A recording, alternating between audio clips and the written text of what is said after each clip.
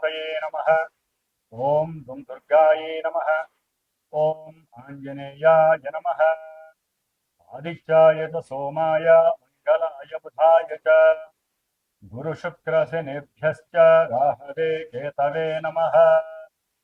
ఓం జాతవేదసే సునవామసో మమరాతి యతో నిదహాతి వేదః స నః పరుషదతి దుర్గాని విశ్వానావేవ సింధుం దురితాచ్యగ్నిః. ఓం దుం దుర్గాయే నమః. ఓం రాహుగ్రహాయే నమః. ఓం అర్ధకాయం మహావీరం చంద్రాదిత్య విమర్ధనం సింహికాగర్భ సంభూతం తం రాహుం ప్రణమామ్యహం. ఈ యొక్క స్తోత్రాన్ని వీక్షించేటటువంటి వాళ్ళల్లో ముఖ్యంగా ప్రతి ఒక్కరూ దుర్గాదేవిని ఆరాధించవచ్చు. ముఖ్యంగా కర్కాటక రాశి వారు, తులారాశి వారు, సింహరాశి వారు, వృశ్చిక రాశి వారు, మకర కుంభ మీన రాశి వారు మాత్రము తప్పకుండా రాహుగ్రహ ఈ స్తోత్రాన్ని నిత్యము 18 సార్లు పఠించి, అలాగే దుర్గాదేవి యొక్క అష్టోత్తరాన్ని లేదా దుర్గాదేవి యొక్క ఏ మంత్రాన్ని, శ్లోకాన్ని, స్తోత్రాన్నైనా సరే రోజుకి 2 సార్లు ఉపాసిస్తేనే వారు రాహుగ్రహ ఆయన ఆడేటటువంటి విన్యాసాల నుంచి బయటపడే అవకాశాలు ఉన్నాయని గుర్తుంచుకోవాలి. ముఖ్యంగా వినేటటువంటి ఈ యొక్క వీక్షించేటటువంటి ప్రేక్షకులందరూ కూడా ముఖ్యంగా కొన్ని ఎథిక్స్తో కూడినటువంటి ఆ బుద్ధిని, జ్ఞానాన్ని ఉపయోగించుకోగలిగితే బాగుంటుందని ఉద్దేశ్యము. ఎందుకంటే ఈ యొక్క రాహుగ్రహము అనేటటువంటిది ఒక పొగ లాంటిది, సమస్తము వాయువుతో కూడి వ్యాపించి ఉంటుంది. ఎందుకంటే ఇప్పుడు రాహువు కొన్ని నెలల బట్టి వాయు రాశి స్థితిలోనే ఉన్నాడు. అంటే కుంభరాశి అనేటటువంటిది ఆయన యొక్క స్వక్షేత్రము. స్వక్షేత్రగతుడై దాదాపుగా నవంబర్ 22వ తేదీ వరకు కూడా శుభగ్రహ అధిపతి అయినటువంటి గురుగ్రహ నక్షత్రంలో ఉండి తన యొక్క మిత్రుడైనటువంటి శని యొక్క రాశిలో ఉండి ఇరువురి యొక్క ఫలితాలని కూడా బ్యాలెన్స్ చేస్తూ ఇబ్బందులను పెడుతూనే వీళ్ళందరికీ కూడా, ఈ రాశిలో వారందరినీ కొంత రక్షించగలిగేటటువంటి పరిస్థితిని కలిగి ఉన్నాడు ఈ రాహు మహానుభావుడు. ఎందుకంటే మనకి ఉన్నటువంటి నవగ్రహాలలో రాహుగ్రహానికి, కేతుగ్రహానికి కూడా ఉచ్చము, నీచము, అట్లాగే స్వక్షేత్రము, కుంభక్షేత్రము అనేటటువంటివి ఏదో మన ఋషులు కొంతవరకు ఆపాదించారే కానీ వీరికంటూ ఒక ఇల్లు లేదు, వీరికంటూ ఒక సంస్థానము లేదు. వారు ఏ ఇంట్లో ఉంటే, ఏ నక్షత్రంలో ఉంటే, ఏ గ్రహాన్ని వీక్షిస్తే, ఏ గ్రహము వీరిని వీక్షిస్తే, ఏ గ్రహము వీరి నక్షత్రాలలో ఉంటే ఆ గ్రహము ఆ ఇంటి యొక్క ఫలితాలని మొత్తం వీరు లాగేసుకొని వారికి ప్రసాదించేటటువంటి అతి గొప్పవారు ఈ రాహువు మరియు కేతువు కూడా. వీరు సర్పగ్రహాలు. అంటే పూర్వజన్మల్లో కానీ ఈ జన్మల్లో కానీ ఈ రాహుకేతువులకి సంబంధించినటువంటి సర్పదేవత, అంటే అధిష్టాన దేవత సర్పములు వీరిద్దరికీ కూడా.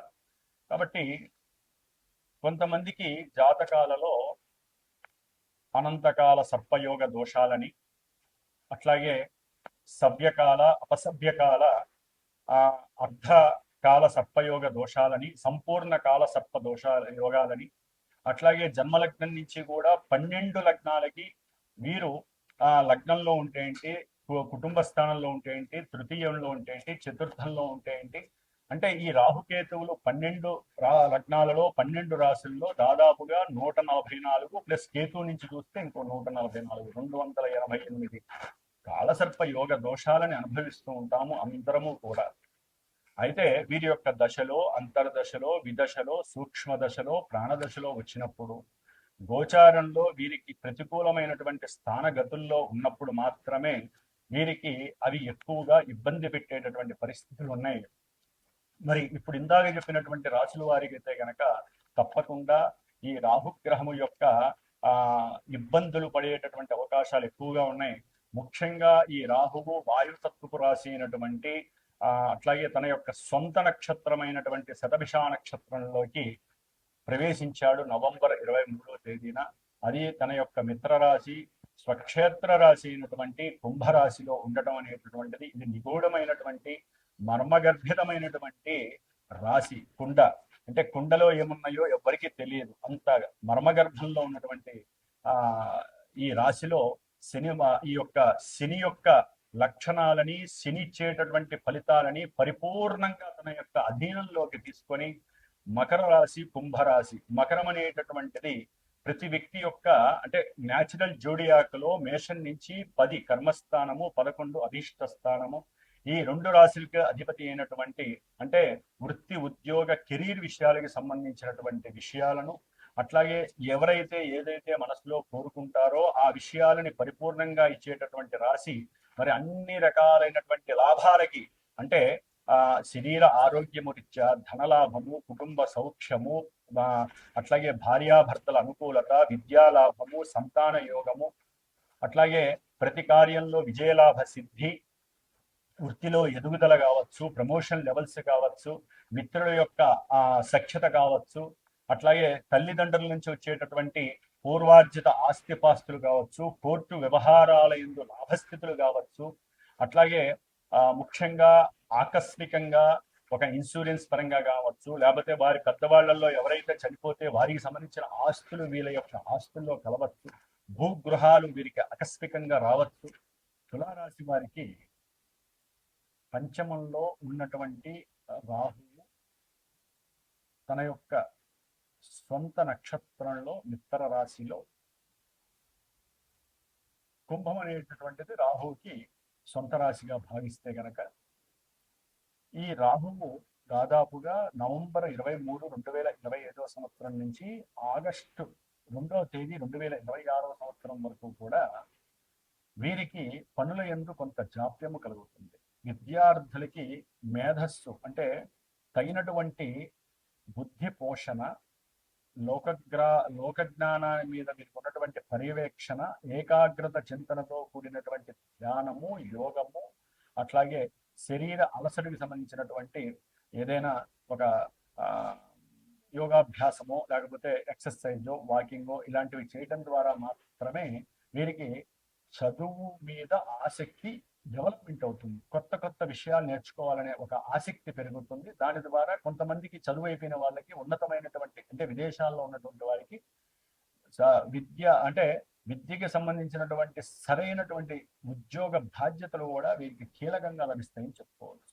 అట్లాగే ముఖ్యంగా రాజకీయ నాయకులకి సంబంధించి ఈ యొక్క అంటే వారి కుటుంబం నుంచి వచ్చేటటువంటి వంశపారంపర్య లక్షణాలతో కూడుకున్నటువంటి ఆ యొక్క వెయిటేజ్తో కూడుకున్నటువంటి కొంతమందికి చక్కగా ఈ యొక్క రాజకీయ రంగంలో ఒక ఉన్నతి కలగడానికి అవకాశం ఉంటుంది.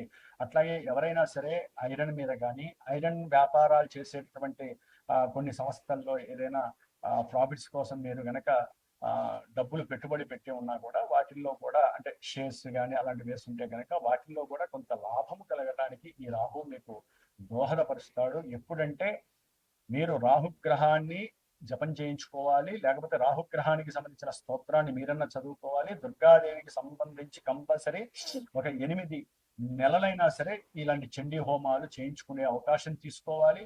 అట్లాగే మీరు తప్పకుండా శనివారాలు ఉపవాస దీక్ష చేస్తూ ఉండాలి. ప్రతి శనివారము ఆ యొక్క దుర్గాదేవి యొక్క ప్రదక్షిణము రావి చెట్టు యొక్క దివ్య దర్శన భాగ్యము స్పర్శ దర్శనము చేసుకుంటే మీ యొక్క మేధస్సు అచంచలంగా ఎదుగుతుంది.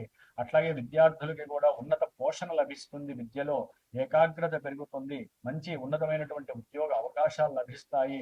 ముఖ్యంగా కొంతమందికి అయితే కనుక దూర ప్రాంతాలలో వారి జాతకంలో ఏదైనా ఇబ్బందులు కలిగేటువంటి పరిస్థితులు ఉంటే ఉన్న ఉద్యోగం పోతుంది, లేకపోతే ఇండియాకు వచ్చేసి ఇక్కడ ఏదో ఒకటి చేసుకోవాలనే ఆలోచన కలగటము ఇలాంటివి కూడా కలుగుతుంది. సంతానము వలన కొంతమందికి ఇబ్బందులు కలుగుతాయి, కొంతమందికి సంతాన లాభము కలుగుతుంది. అదంతా కూడా జాతకంలో వారి జన్మ జాతకంలో ఉన్నటువంటి సిస్టమ్ని అవలంబించి జరుగుతాయే తప్ప గోచారంలో ఇప్పుడు 5లో ఉంటే లెక్క ప్రకారం అన్ని నెగిటివే జరుగుతాయి, లాభాలు అనేవి జరగవు.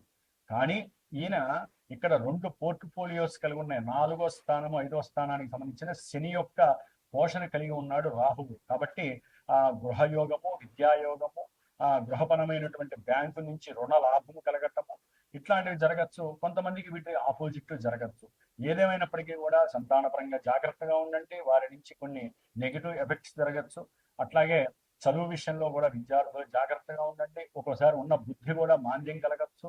లేకపోతే హయ్యర్ స్టడీస్ చదివేటువంటి వారి యొక్క అనుకూలతలు కూడా కలిగే అవకాశం ఉంటుంది. కొంతమందికి అక్కడ ఉన్నటువంటి వాళ్ళు ఇక్కడికి వచ్చే అవకాశం ఉంటుంది. కొంచెం తులారాశి వారు అమ్మవారి ధ్యానము, దుర్గాదేవిని ఎక్కువ ఆరాధించండి. దుర్గాదేవి అష్టోత్తరాన్ని నిత్యము పఠిస్తూ పూజ చేసుకోండి. లేకపోతే మనసు మీద చేయి పెట్టుకొని ఓం దుమ్ దుర్గాయే నమః అనే నామస్మరణ ఒక 18 నిమిషాలు చేయండి. లేదా మీ జన్మజాతక విశ్లేషణకి కానివ్వండి, పూజా విధాలకు కానివ్వండి, తప్పకుండా మా యొక్క పీఠానికి మీరు ఫోన్ చేసి దానికి తగ్గ ఫలితాలని, దానికి తగ్గ రెమెడీస్ని కూడా మీరు పొందటానికి ప్రయత్నం చేయండి. ఓం దుమ్ దుర్గాయే నమో నమః.